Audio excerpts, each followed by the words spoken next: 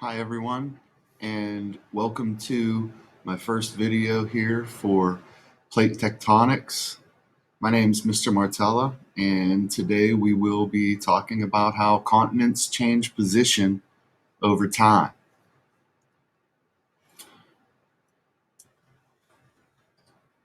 So, let's start off with a little bit of vocabulary first. Continental drift. Let's move the picture here quickly. Continental drift is Alfred Wegener's hypothesis that Earth's continents were once joined in a single landmass and gradually moved or drifted apart to where they are today.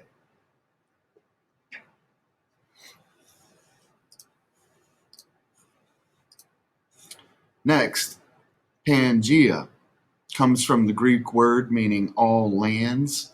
This is what Wegener named the supercontinent that he believed was around about 250 million years ago.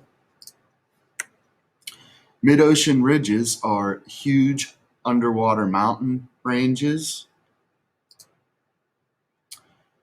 Convection is an extremely important concept in this class. We will hear it again and again, and it is heat transferred by the movement of material. Convection currents are what you get if the heating, rising, and cooling and sinking action that transfers heat in a material continues. Finally, the theory of plate tectonics is the theory that states that Earth's lithosphere is made up of huge plates that move over the surface of the Earth.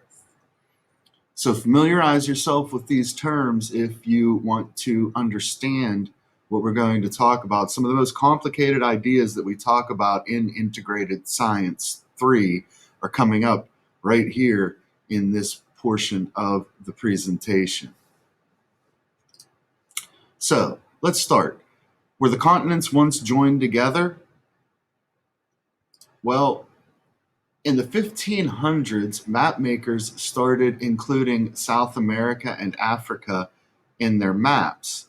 So, the idea that the continents moved was not a new one, all right, by the time Alfred Wegener came around in the 1800s, all right? So, cartographers, which is what we call map makers, noticed that Western Africa and Eastern South America seem to fit together like puzzle pieces, okay?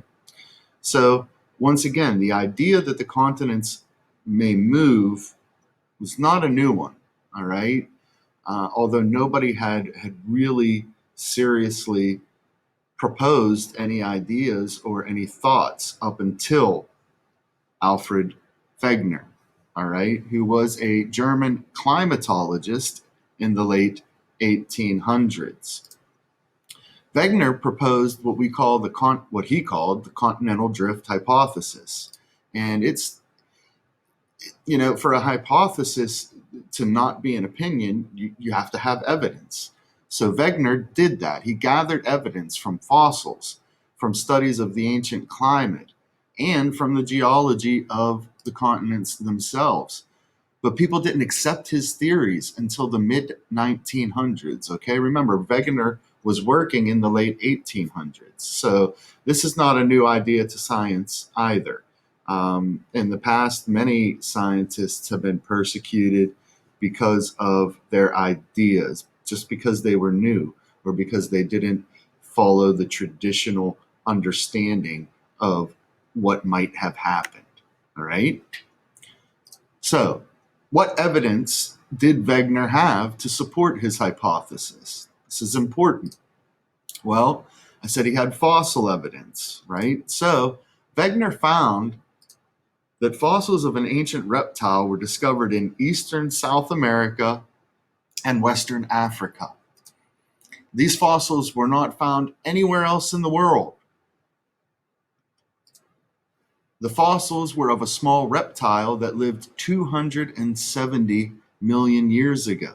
All right. So, The fact that he found these fossils, or that these fossils were found only in two parts of the world, South America and Western Africa, two parts of the world that are currently separated by a vast amount of ocean, the Atlantic Ocean, was pretty convincing.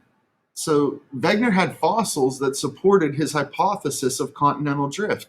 And if you look at this image right here, it shows that there are several different fossils that indicate that the continents were once joined simply because of where they were found.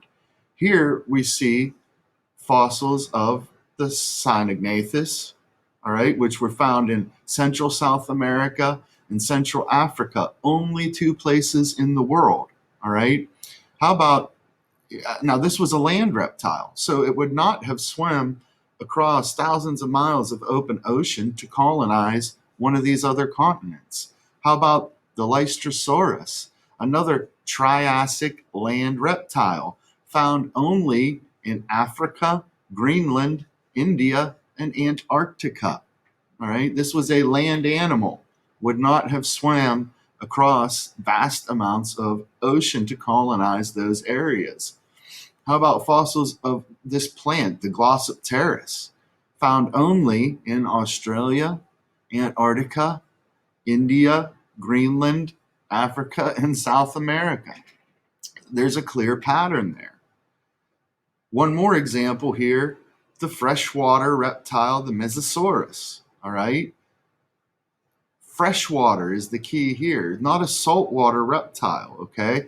So it would not have swam across the entire Atlantic Ocean to colonize only South America, the tip of South America and Africa. So Wegener's fossil evidence for his continental drift hypothesis, I think you would agree, is pretty strong. All right, pretty strong. But remember, fossil evidence was not the only type of evidence that Wegener had for his idea. He also had climate evidence, and he was a climatologist. So, this was his area of expertise.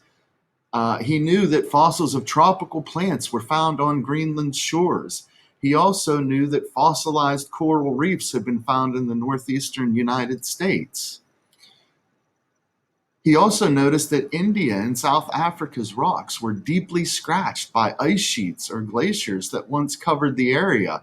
And if you know anything about India or South Africa today, those are tropical areas, okay? They're not areas where we see glaciers, where we see ice, where they see snow, okay? So once again, this climate evidence that Wegener had, pretty convincing. And if you look here at this image, it shows that the reason why these rocks in these areas here, which are today tropical, were scratched by ice sheets, the only explanation could be that they were once much further south. All right. And you see here in this image, according to continental drift hypothesis, they were. So this makes sense. You see up here coral reefs in tropical areas in what is now the east coast of the United States. At this point, when Pennsylvania's coal was forming, the east coast of the United States faced south. All right. So over the last 200 million years, it's obvious that a lot of things have changed. Okay. So these are just two examples of Wegener's evidence. He had fossil evidence, he had climate evidence, but that wasn't it. All right. Personally, some of his most convincing evidence was his geologic evidence that he had for continental drift. He knew that types of rock found in Brazil matched rock perfectly found in Western Africa. Limestone rocks in the Appalachians, like here in Pennsylvania, were chemically identical to those in the Scottish Highlands. So to Wegener, there was only one explanation here, all right? That the continents were once joined together and had drifted apart, all right? You see here, all right, some of the rock in these Appalachian areas on the eastern part of North America, matching up with England, Scotland, these areas, and even parts of Europe and Greenland, all right, Africa and North America. This rock all matches up, okay? The same as South America and Africa. So Wegener's three types of evidence that he proposed for continental drift were very solid, all right? Very solid. His fossil evidence, his climate evidence, and his geologic evidence. Based upon this evidence, Wegener concluded that the continents were once joined together in one huge supercontinent. He named that supercontinent Pangaea, which is Greek, again, for all lands. And he proposed that Pangaea began to split apart about 200 million years ago. And over those 200 million years, they had drifted to where they are today. So, according to Wegener, this was how the continents moved. Play this short simulation. And remember, this is a process that had happened over 200 million years because these continents move slowly. You see India moving up there and eventually colliding with Asia, creating the Himalayas. And we're working to now the globe that we see today, right? So, Wegener had convincing evidence for his hypothesis, but he still could not explain how the continents moved. He could not explain the mechanism that actually set these things in motion. And because of that, his fellow scientists called continental drift a fairy tale, and they rejected his idea.